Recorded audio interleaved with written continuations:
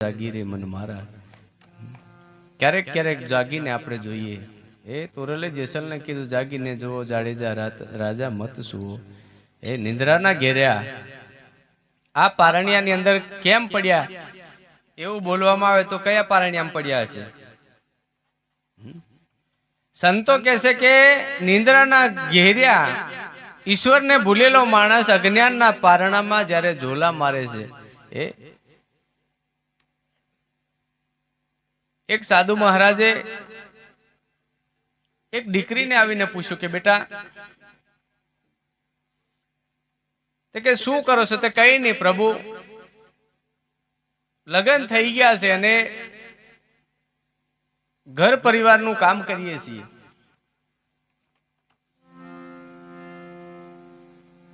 પછી પૂછ્યું કે તમારા વર્ષ કેટલા થયા? ત્યારે દીકરી એવું કીધું કે મારા ઓછામાં ઓછા 5 કે 6 વર્ષ થયા હશે. કેટલા? 5 કે 6 વર્ષ. હું તો કહું અમારી માતાઓને દીકરીઓને કહું સાહેબ, તમે તમારા આપણા ઘરની દીકરી કદાચ ભગત હોય ને તો સામે ગામમાં ગમે ત્યાં જાઓ ને તો તમે દીકરીને પણ સામે ગામ વળાવે ને તો મારી માતાઓ દીકરીઓ કદાચ ઓછી બેઠી છે, માતાઓ છો એવા સંસ્કાર આપો સાહેબ કે ત્યાં જઈને પણ જેમ મીરાએ ગમે ત્યાં જાય પોતાના ભગવાનને હાથમાં રાખીને જાય છે. ઘણી આપણી દીકરીઓ એવી પણ હોય છે કે ઘણી દીકરીઓ સામે ભગત હોય ને ત્યાંથી આવીને અહીંયા પણ ભક્તિની અસર કરે છે. અને ઘણી જગ્યા એવી છે કે આપણે ઘરે હોય તો સારા હોય, ત્યાં જ્યાં પછી એ સંગતિમાં ભળી જાય. એટલે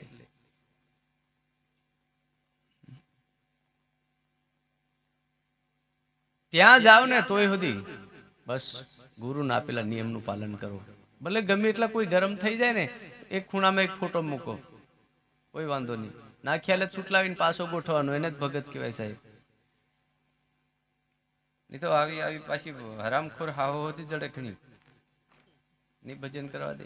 એક વહુને કીધું કે બા માં એમ કેટલી બધી ગરજ આવી હશે ત્યારે એની સાસુબાને કીધું કે માં આજે ગામમાં મારા ગુરુ આવ્યા છે. અને ડોશીને એટલું બધી સહકી ગઈ એટલે ગુરુ આવ્યા એમ કે એટલે આને એમ થઈ ગયું હા હા. ઘણી ઠેકાણે અમારે આ ગાળો ખાવાની થાય. હો આ બાઈ અમુક ભગત હોય ને પેલી ઉંમરવાળી ડોહી હોય નહીં હોય, આખો દાડો કહો અહીંયા ઘાલવી શું ગુરુ હ્યાં કર્યા કરે. હો રાજ્યો ખાંડુ એમ પછી હમુને કે ઓ હું એનું એનું પૂર્યા હેલો સમજાડ દઈને જણાય ઘડિયા ખાત કૂદતા જ જાય. અને સાહેબ ધરતી પર ગુરુ આલે ને એવું તો તમને કોઈ નહીં પીરી શકે. હું તો કહું તમારા માતા પિતા એક જન્મ આપ્યો છે, બાકી ગુરુ જે આપે ને એ તો ધરતી પર ભગવાન નહીં આપી શકે તો બીજો કોણ આપી શકે? મને એક દાડ એક ભાઈ કેટલો કે મા બાપ સિવાય આ ધરતી પર બીજો કોઈ ભગવાન છે જ નહીં, તો ગુરુ શું કરવાના? એવું નથી સાહેબ, આપણા હિસાબમાં ભૂલ છે. માત પિતા કોનું છે? કાલે તમે કોકના દીકરા હતા, આજે તમે કોકના બાપ થયા છો. તો આમાં દીકરો કોને કેવું ને બાપ કોને કેવું? મારા બાપાને મેં બાપા કીધો હતો તો મારા છોકરા મને હમણાં બાપા કે પાછા એ છોકરાને બીજા સોરા થાય પાછા એને બાપા કહે છે, તો એમાં સોરો કોણ?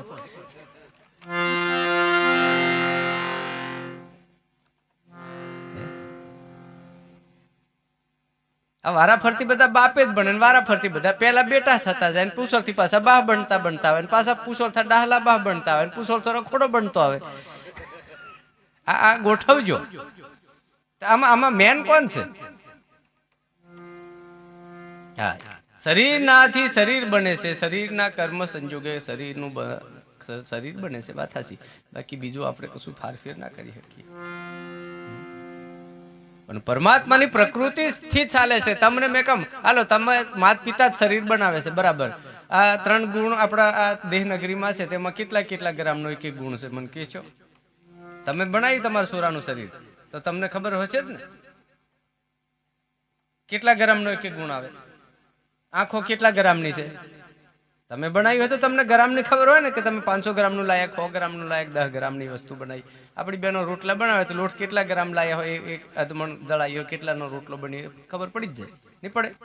તેલ કેટલું નાખ્યું, 100 ગ્રામ, 10 ગ્રામ. પણ આની અંદર કેટલું મટીરિયલ, તમે જે કર્મ કર્યું છે ને એમાં કેટલા ગ્રામ હતું ને સાહેબ, એ પણ તમને ખબર નથી. હું આપણે બીજું બનાવી શકવાનું મન કોણ? આપણે જે કર્મ કર્યું છે એમાં કેટલા ગ્રામ કેટલી વસ્તુ હતી, માનું હૃદય રુધિર કેટલું હતું, એ પણ નથી ખબર આપણને. આપણે માત્ર નિમિત્ત છીએ. બાકી આ વિશ્વની અંદર જે આપણી બધાની આ વિશ્વની ઉત્પત્તિ કરનારો, આપણા આ તનની ઉત્પત્તિ જે પ્રકૃતિના નિયમથી પ્રકૃતિ પ્રમાણે ચાલે છે, એ કોણ કરી શકે? આપણે ના કરી શકીએ. તોય પણ આ સમજણ નહીં એટલે આપણે બધા એમ જ કહીએ બીજો કોઈ છે નહીં છે. એ તમારામાં મારામાં બધામાં હરકો હમાયેલો છે, એ બધામાં છે. ઘટો ઘટનો વાસી, કોઈ જગ્યા ખાલી નથી. બસ એને સમજવાનું છે. તમે કોઈ ફલાણા ને એવું નહીં, તમારામાં જે બેઠો છે એને સમજો કે કોણ છે. ઘણું એવા કેનારા છે હમણાં, અલા કે આપણા મા બાપે જ ભગવાન, બીજો કોઈ? હા, એને મા બાપને ભગવાન તુલ્ય માનો, પગે લાગો, સેવા કરો, પૂજા કરો, સારું ખવડાવો, સારા કપડાં લઈ આલો, બધી સેવા કરો. ના નહીં, આપણે એમ નહીં કેવું. મા બાપને ભગવાનના તુલ્ય રાખો, પ્રેમ રાખો, ભાવ રાખો. પણ એ તો એક દાડે કર્મ કર્યા પછી છૂટી ગયા છે. દેહ આપણને મળ્યું છે, આમાંથી કેવું કર્મ કરીને કયા ઘરમાં જવું એ આપણા હાથની વાત છે. આ ગુરુને કદાચ તમે ગુરુને કદાચ ભગવાન જેવું નહીં માનો, વાંધો નહીં, ચાલે. ગુરુ એ ગુરુ, પણ ગુરુ કદાચ તમને નક્કી કરાયું એને તો તમે માનો. તમારો તમારે જ માનવાનું છે, અમારો નહીં. ભાનગડીઓ ભાનગેડ કરે. ભાનગડિયાને પેલા વરરાજા જોડે કોઈ કશું લેવા દેવી ખરી?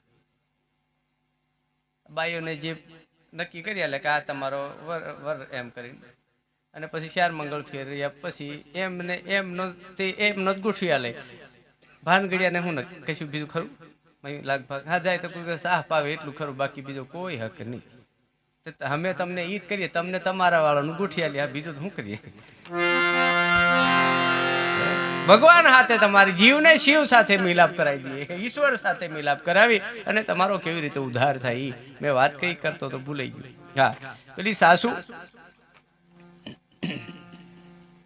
વહુને કહેશે કે ભલે તારો ગુરુ આવ્યો હોય, ઘણી મોટી ભક્તાણી કે તારો ગુરુ આવ્યો હોય તો વાંધો નહીં, પણ મહેરબાની કરીને તું તઈ જઈને ઉતાવળી મળીને આવતી રહેજે. આ બાજુ જો લઈને આવી છે ને તે તારો રાખશે. ઘણા ગુરુને એમ સમજે આ જનાવરને નહીં લવાય એમ. પણ જો કદાચ ભૂલે શું કે પગલું પડી ગયું ને તો તમારો ઉદ્ધાર થયા વગર રહે નહીં સાહેબ.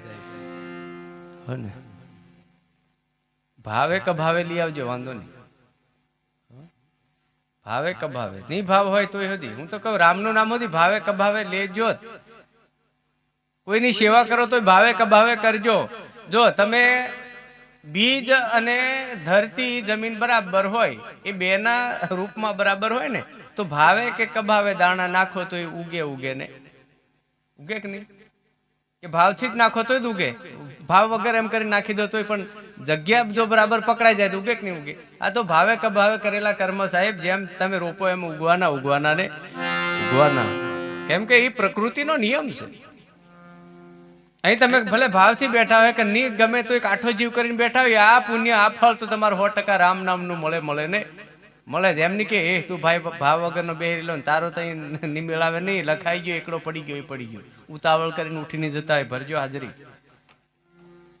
મિનિટ ઉપર સેકન્ડ ઉપર પગાર તમારો નક્કી. જેટલું બેસજો એટલું મળશે, ચિંતા નહીં કરતા.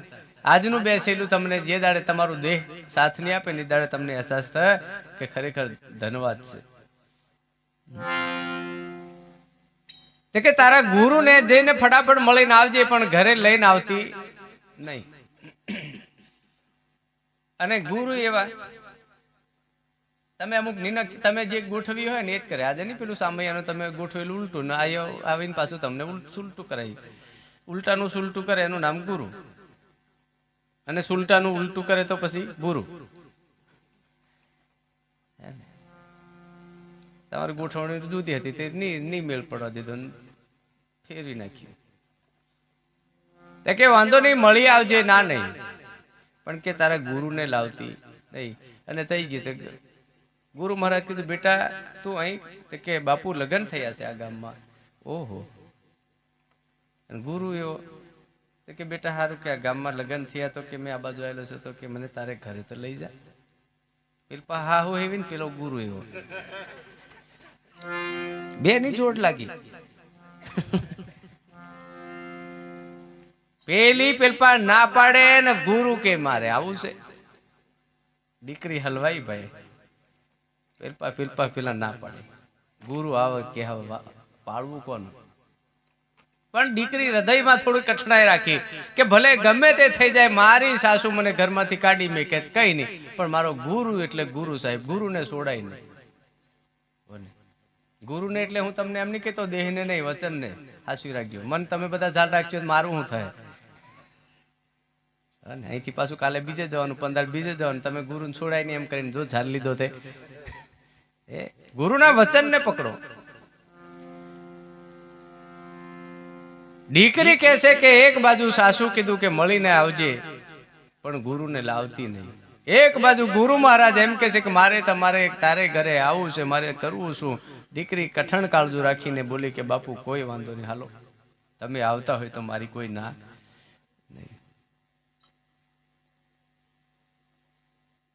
ગુરુ મહારાજને લઈને દીકરી આવે છે, બીતી બીતી આવે, પણ હાથે ગુરુ હોય એટલે સાહેબ ગમે એવો આવે ને તમને બસાવે બસાવે ને બસાવે. ગભરાવાનું નહીં. હાથે જો ગુરુ હોય ને તો તમારે સમજી લેવાનું કઈ કોઈ કશું આપણને કરી શકે નહીં. ગુરુને હાથે લઈને દીકરી આગળ આગળ આવે છે. અને પેલી 2 માળનું બંગલું હતું એટલે ઉપર ને બારીને જોઈ ગઈ. ઉપર એને જોઈને એટલે કીધું કે ઓહો હો, આજે મારી વહુ કોને લઈને આવે છે એમ. અને એટલામાં નીચે હડી કાઢીને આવીને જોઈ ગઈ એટલે કે કે આ તો મારી વહુના ગુરુ છે.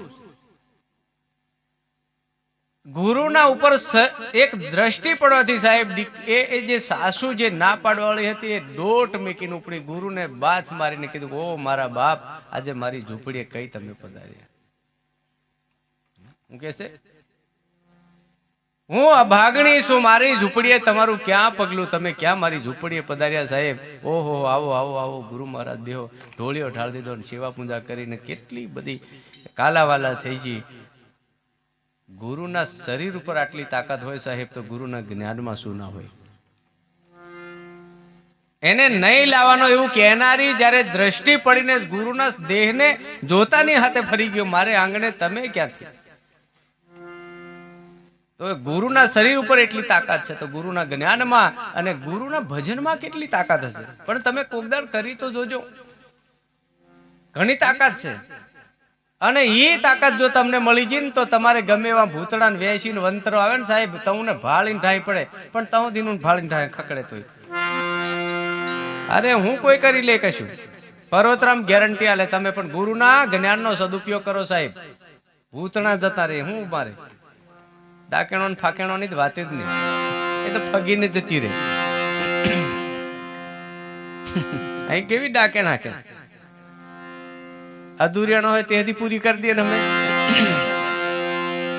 કોક અધૂરિયાણો હોય જા લાવજો પૂરી કરવા હોય આ અધૂરિયાણો હતી ને બધી પૂરી કરી નહીં. અને ગપ્પુ નહીં, હકીકત કહું. હજુ મેં તમને કહું કે કદાચ કોઈને એવું હોય ને સાહેબ એકવાર સદગુરુ મહારાજના ચરણે જઈને સાસા જ્ઞાનની પ્રાપ્તિ કરી લો, તમને કોઈ નહીં કશું કરી શકે. આકાશ में जितने तारे हैं इतने शत्रु હોય પણ કૃપા હોય રઘુનાથની તો સાહેબ મહાપુરુષોનું કેવું છે કે વાળ પણ વાકો ના કરી શકે તમારું. ગુરુજીના દર્શન કરવાથી કદાચ આ થતું એટલે સંતો એક ભજનમાં ગાયું છે